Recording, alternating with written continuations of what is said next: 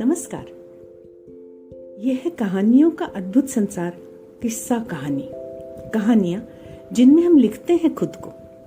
मैं हूं डॉक्टर सुनीता थत्ते और आपको सुना रही हूं अपना एक स्वरचित रेखा चित्र, अल्पज्ञ।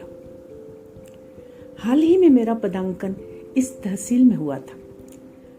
आज मॉर्निंग वॉक से लौटते हुए रास्ते में पंडित जी सीताराम, पंडित जी सीताराम कहने वाले बच्चों को प्रसन्न मुद्रा में लड्डू बांटता हुआ और सिर पर हाथ रखकर उन्हें आशीर्वाद देता हुआ एक भद्र पुरुष दिखाई पड़ा। बंगले के मोड़ तक पहुंचा ही था, तभी पंडित जी राधे श्याम, पंडित जी राधे श्याम कहते हुए खिलखिलाते बच्चों की एक टोली दौड़ती हुई मेरे निकट से गुजरी और उनके पीछे मारने की मुद्रा में अपना एक हाथ ऊपर उठाए, दूसरा हाथ पीछे पीठ पर उल्टा रखे कोई विक्षिप्त या विदूषक सा दौड़ता हुआ व्यक्ति भी। बच्चों को भगाकर वह पलटा।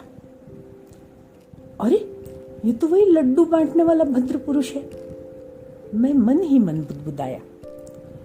गेट बंद करते हुए मेरी नजरें उस अजीब से व्यक्ति का मुआयना करने लगी। औसत कदकाठी और उम्र यही कोई 50-55 की होगी। स्वच्छ धोती कुर्ता पहने अपने केसरिया रंग के उपवस्त्र को गोल गोल घुमाकर बारंबार कंधे पर रखते और उतारते हुए उसके मुखमंडल से बच्चों को भगा देने की खुशी छलक रही थी।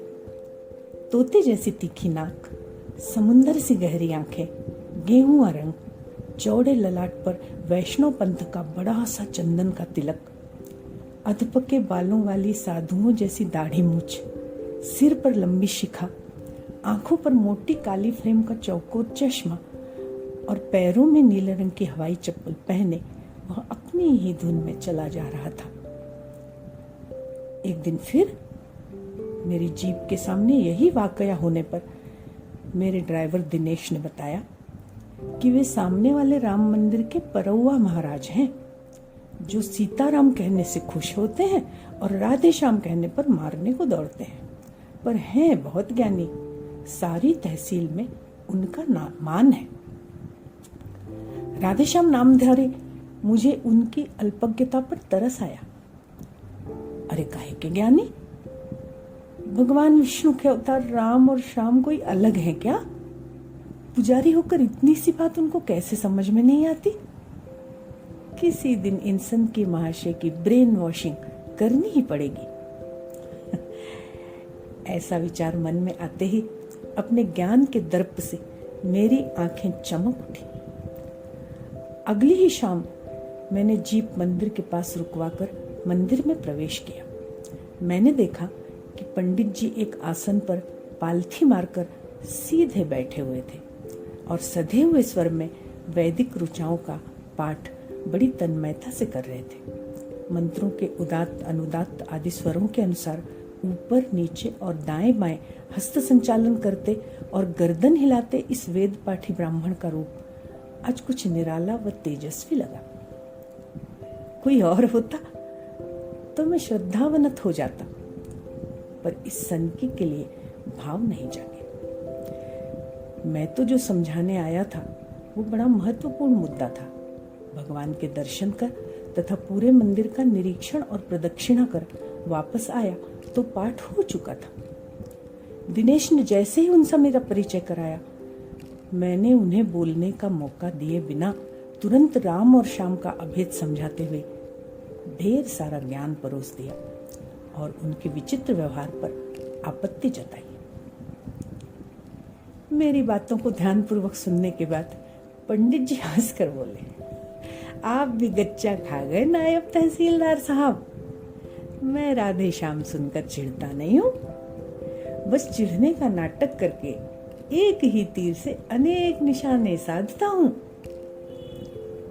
वह कैसे? मैंने प्रश्न दागा। प्रत्युत्तर में वह अपनी आंखों को छोटा कर, भौहों को सिकोड़कर बड़े दार्शनिक अंदाज में कहने लगे।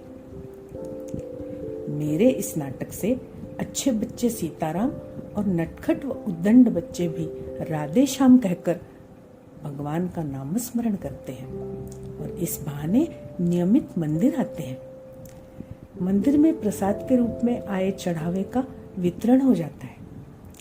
हम निपुत्रक दंपति को बच्चों का साथ मिल जाता है।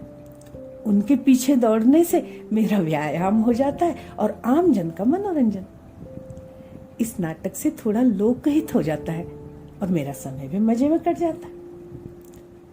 और एक मजेदार बात है, वे नटखट बच्चे प्रसाद पाने के लिए सीताराम भी बोलते हैं।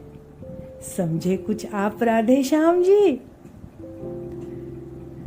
निस्तब्ध मैं अब अपनी अल्पज्ञता पर शर्मिंदा था। मेरा अहंकार बुखार की तरह उतर गया था। लोक कल्याण के लिए विदूषक बनने वाले उस महापुरुष की तेजस्वी छवि मेरे मन मस्तिष्क पर छा गई। उनके प्रति असीम श्रद्धा से भरकर मैंने अबोध बच्चों की तरह अपने हाथ आगे बढ़ा दिए और मुंह से बरबस निकल पड़ा, पंडित जी सीताराम। पंडित जी ने करके एक जोरदार ठहाका लगाया और प्रसाद का एक लड्डू मेरे हाथ पर रख दिया। बस ये कहानी इतनी ही। अभी आप सुन रहे थे सुनीता थत्ते की, यानी मेरी आवाज में मेरा स्वयं का रेखा चित्र अल्पज्ञ। फिर मिलते हैं एक नई कहानी के साथ। धन्यवाद।